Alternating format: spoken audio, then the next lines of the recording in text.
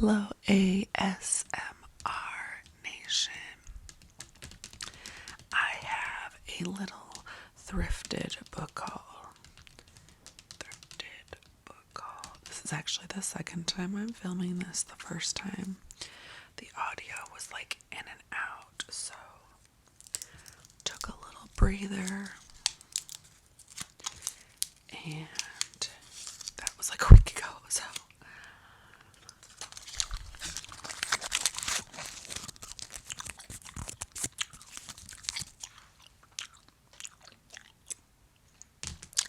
I have 1, 2,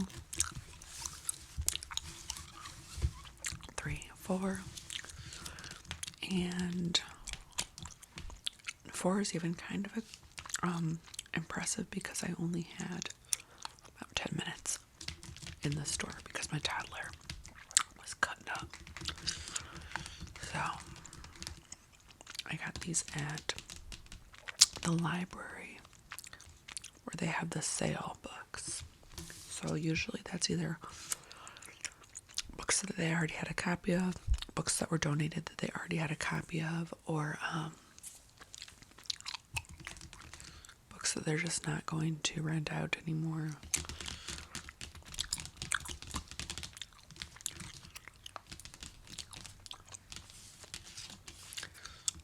So before we get into it, there's a little dust on there.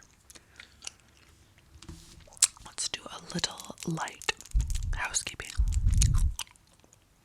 If you are new here, welcome to my nonsense. If you're old here, welcome back, OGs.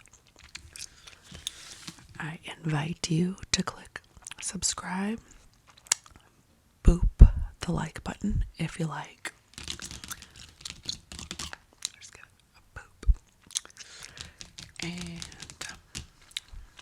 leave a comment. It can be anything related to the video. You can let me know what you're reading. You can let me know where you purchase your books. Hit the notification bell. And as always, I will link my tip jars in the description. No pressure, but it does help support the channel. Okay, so the first one, Hotels of North America. It says by Rick Moody. Bold and thrilling, Rick Moody has spirit and drive and talent to burn. So I guess these are like all his stays. There is, I'm sure it goes all the way up, but I can't really see all the way up. Cannon Beach, Oregon. I've been there, and that is probably one of my favorite places that I've ever seen in my entire life. And I'm relatively well traveled. I've seen most of not every state, but I've seen most of like the coasts, like most of the uppers and the lowers. That was my favorite coastal experience in my entire life. Cannon Beach. If you're old like me, then Goonies should be like a staple movie from your childhood. And that's where the beach with the rocks that they're trying to like line up because they found that like map in the attic. That's Cannon Beach. I audibly screamed like a child when I saw it. Okay. So that was the first one I was in here. So he stayed at the Sand Trap Inn in Cannon Beach. I'm gonna have to look that up. I wonder if I saw that when I was there. America's Best Value Inn in Maumee, Ohio, Windmere Residence in Charlottesville, Virginia, Hotel Francesco in Italy, Mason Inn Conference Center and Hotel Fairfax, Virginia, President's City Inn, Quincy, Massachusetts, Sid's Hardware, Brooklyn, New York, Tall Corn Motel in Des Moines, Iowa, Norse Motel, Store City, Iowa,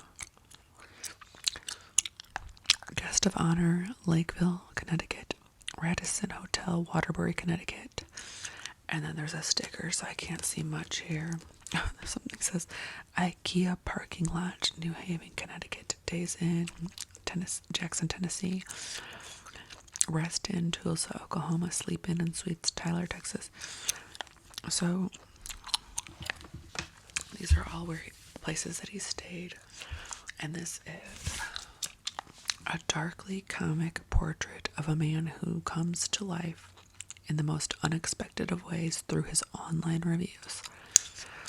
Reginald Edward Morris is one of the top reviewers on rateyourlodging.com, where his many posts do more than just evaluate hotels around the globe.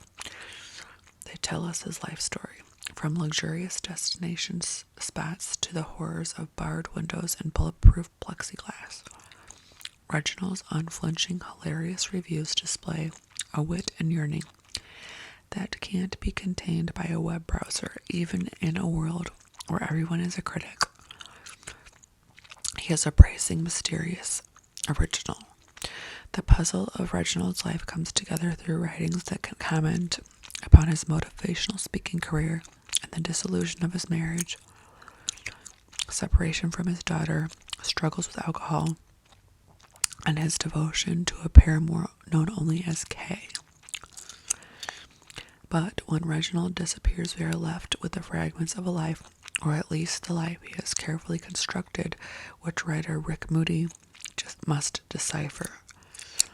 Are these crazed ramblings of a nomadic eccentric, or are they an essential document of our times and a treatise on what it means to be alone?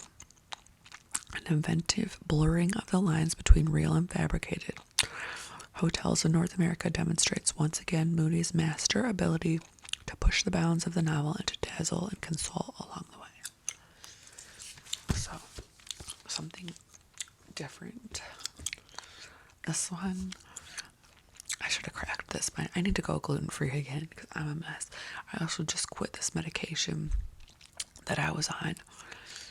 I don't understand. We won't get into it. Whatever. Okay. With Eat Well, Live Well. Like, live, laugh, love. With gluten intolerance.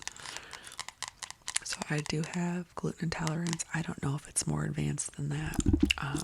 That's all I know. I said I have gluten intolerance. So these are gluten-free recipes and tips. And how to use this book.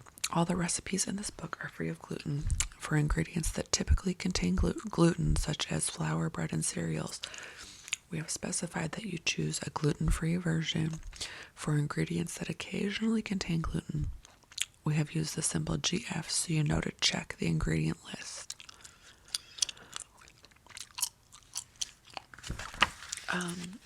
I'm sure there's a lot of good ideas in here. Oh, this is the one I opened it up to last time. I was like, what the heck is Rogan Josh? I have never heard of Rogan Josh, and I guess it is an Indian dish, and it sounds so good. So, when I get Indian, I pretty much always get lamb saag. But this is lamb, and it sounds good too. It's lamb, olive oil, onions, plain yogurt, chili powder, ground cilantro, ground cumin, cardamom, turmeric, cloves, crushed garlic cloves, crushed ginger, diced tomatoes, salt, silvered almonds, basmati rice, masala, chopped cilantro leaves. It says prep time is 25 minutes, and the cooking time is 2 hours. So that is Rogan Josh. Let me know if you've ever tried Rogan Josh before. Maintaining a gluten-free diet is a vital part of a healthy lifestyle with celiac disease or gluten allergies or intolerance. It can be a serious challenge. Eat well, live well with gluten intolerance can help with these 150 delicious recipes, including pumpkin feta cheese pizza and flourless coconut walnut cake, chocolate walnut cake.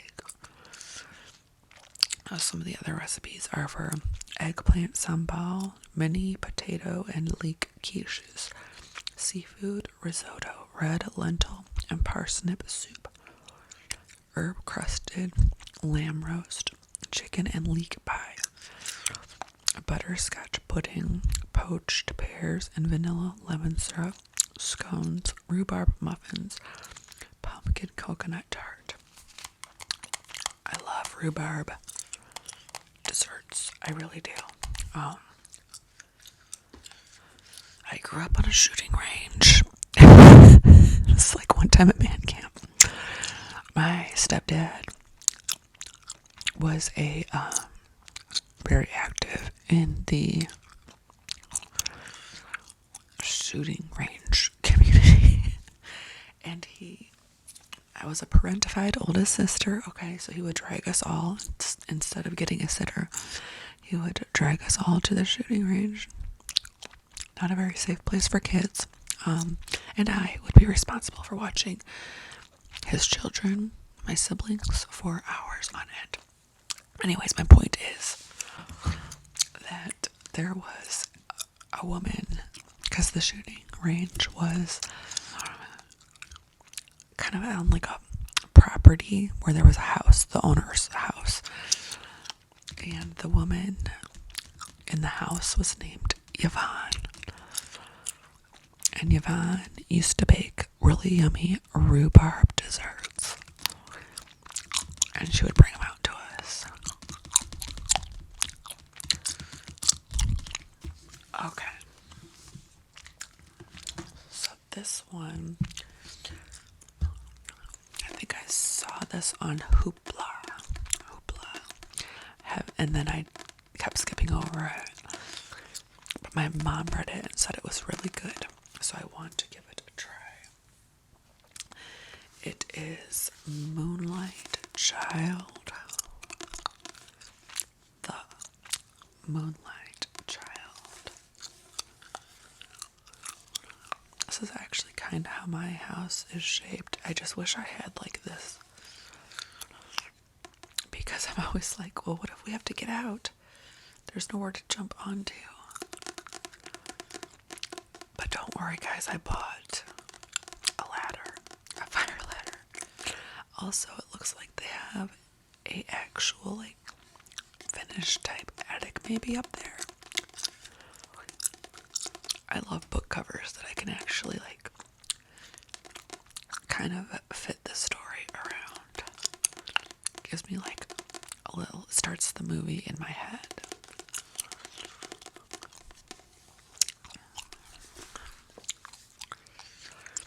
On a cold January night, dang it, I'm probably gonna have to wait till next winter to read this because of my seasonal compartmentalization needs.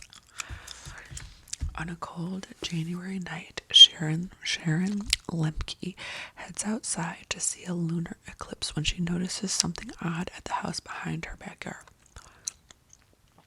Through her neighbor's kitchen window, she sees what appears to be a little girl washing dishes late at night. But the Fleming family doesn't have a child that age, and even if they did, why would she be doing housework at this late hour? Well, because her mom woke her up and made her do housework because she went to bed without doing it. No, oh no, this is modern times. This is the 80s or 90s. Oh, okay. would be easy for Sharon to just let this go.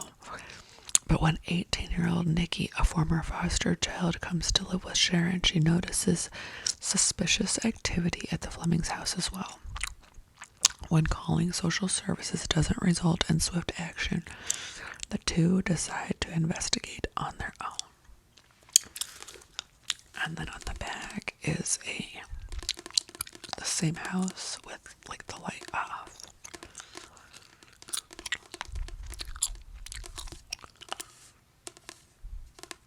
I'm loving these tappers. Like, no, they're getting a little miscolored. I've had them on for a long time. Like, over a week.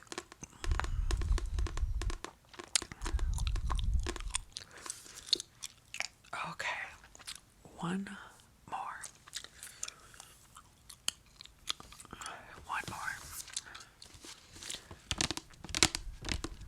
Every night I dream of hell. Same.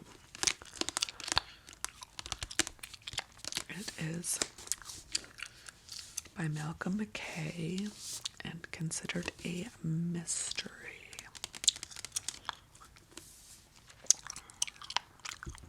Acclaim for Every Night I Dream of Hell longlisted for the thrifted Old Peculiar Crime Novel of the Year award. Unrelentingly dark, streaked with black humor and fast-paced plot. Right up my alley. McKay's real achievement and his considerable lies in the way he renders Glasgow gangland almost abstract. The language is spare, limpid, the dialogue is uninflected, almost devoid of idiom. It's a shock when about 50 pages in, someone finally swears. Can this really be Glasgow? And yet, this gives the books their power and a kind of existential force.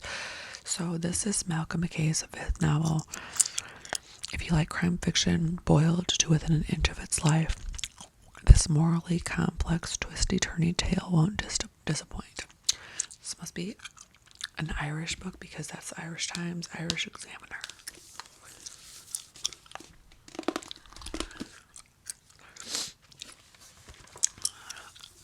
Okay. People are terrified of you. You've given them good reason. We know how valuable that is. Nate Colgan would be the first to admit that his violent reputation makes him very good at his job and bad at everything else. After 18 years spent working on the sidelines of Glasgow's criminal underworld, there's no question he'll accept the central position that Peter Jameson's crime organization offers him despite his better judgment. The organization isn't as strong as it once was. Its most powerful members are either dead or behind bars, including Jameson himself. And the time is ripe for change. Change begins with an execution, a message for Jameson's supporters, which promptly sets the various factions within the organization against one another. Colgan's position as a security consultant means his duty is clear. Identify the killer and find out who's willing to seize power at any cost, even if it means igniting a war.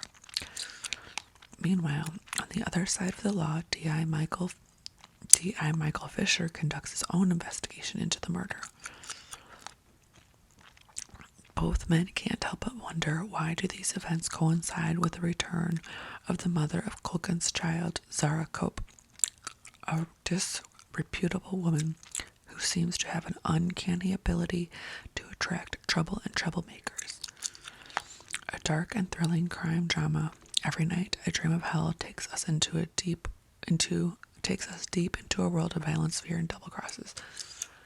So it kind of sounds like this would be part of a series. Oh look,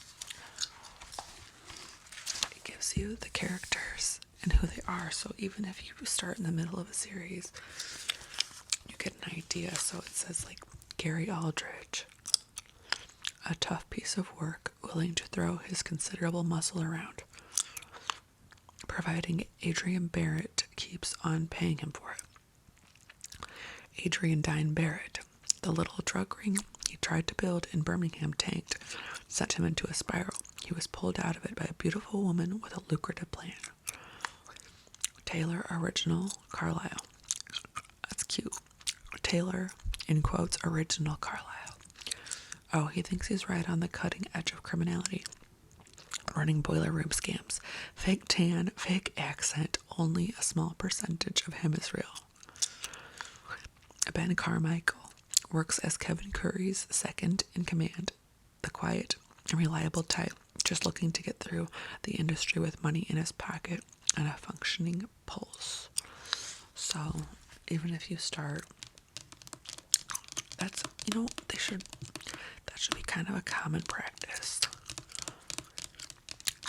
That there's just a little snippet, not much in the way of spoilers, but just a little snippet of who these characters are from the other 3, 4, 5, however many novels that preceded it. Okay, if you are still there, thank you for watching to the end. I hope you have a good rest of your day, rest of your evening, or a good night's sleep, and I will see y'all real soon.